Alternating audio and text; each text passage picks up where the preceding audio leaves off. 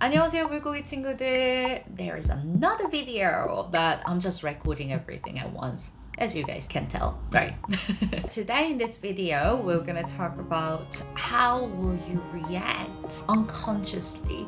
In my video, where we're all gonna be this bit, I guess. Yeah, the video. If you haven't watched that video, please do so. I explained lots of different learning tips, language learning tips. On that video, I recommended that you should say lots of things in Korean, like unconsciously, right? You have to set some certain words, certain vocabularies, and then just use it regular basis. The very first thing I tried when I was learning English before, that was aya.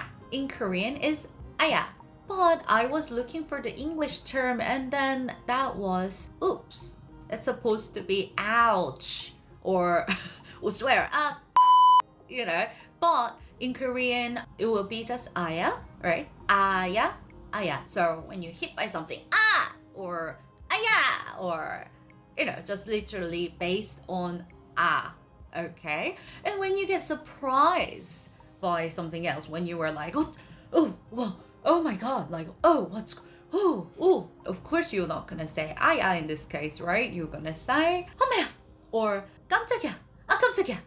Right? 엄마야, we do look for our mom. Yes, we do. Oh, mom, right? Or Gigi's like in English, I guess. It's like we are looking for mom. So, 엄마야, 깜짝이야, right? So, 엄마야. You're not talking to anybody. You're calling mom. And 깜짝이야, 깜짝. Surprise. It's a mimetic word. It's describing of the reaction. We have lots of different mimetic words in Korean, right? That's a reaction of 깜짝. Okay, that's the meaning of 깜짝. Oh, 깜짝이야, 깜짝이야. You've heard of it, right? So, yeah, first one, 엄마야, 깜짝이야, and then 어머나, 어떡해, 어머나, how can I put? 어머나, oh no, oh my god, maybe. 어머나, right? 어머나. But it's a bit more girly, a bit more female term, I would say. And then, 어머, 어떡해, 어머, 나, if you skip 나, 어머, 어떡해, be careful with the spelling, by the way, guys. There is another 어떡해 as well. 어떡해. Oh my god, what should I do? What can you do? What? Something like it's a similar meaning like that. 어떡해. I lost my job. 어떡해. Or, just 어떡해 is very usable, so please try it. Have a look, alright? 어떡해? Anything. It can be anything, like 어떡해, oh my god, right? Literally 어떡해 is oh my god, I guess, right? Another thing you can say is 아이고. You've probably heard a lot as well. 아이고.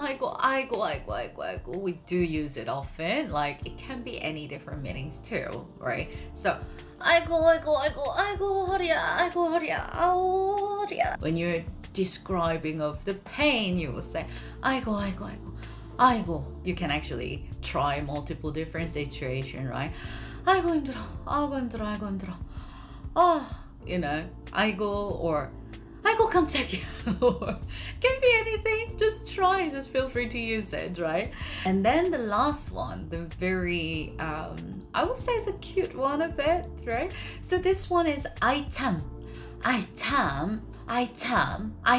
Something that disappointing, just like the situation that oh dear. There are many different situations that you can use 아이참 as well. We've actually gone through quite a lot today, right? 아이참, including 아이참 as well. 아이참 진짜. 아이참 진짜, really, come on. It's like kind of way as well, right? So there are many expressions in Korean, and I hope you enjoyed this video as well. I just recommend you guys to just use Korean as much daily basis, okay? Just keep using Korean. One day you'll figure it out. You'll find yourself that speak Korean without even thinking. thank you guys for watching my video, and don't forget to subscribe my channel and also like this video and also turn on the notification. I randomly upload videos, as you guys know. I'm so busy. 정말 바빠요.